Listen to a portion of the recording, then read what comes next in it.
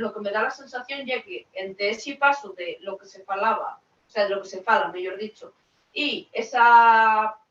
prestigio, no sé cómo decirlo, esa mandada de prestigio al asturiano, ahora el asturiano pues trascendió esas dos cosas y sí que está mucho más expandido, hay mucha más gente interesada por estudiarlo, están saliendo videojuegos, programas de YouTube, están saliendo juegos de rol, todo tipo de literatura. El uso social, y es lo que yo te digo que la lengua asturiana pues pasó de ser pues de los falantes patrimoniales y de ser un pues lengua prestigio de universidad que se empezó a extender al resto de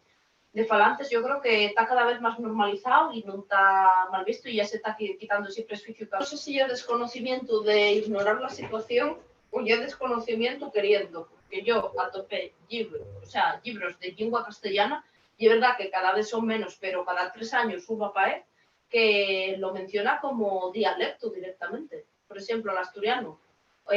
como dialecto, no especifica de dónde viene, o como mucho como dialecto histórico que ya no se fala, y bueno, con el aragonés pasa lo mismo. Entonces, a ver, yo creo que eso deberían de tener, igual eso ya que están denotando también la ideología del que falla el libro, no lo sé, porque, a ver, a mí eso parece una cuestión de ignorancia casi, o sea,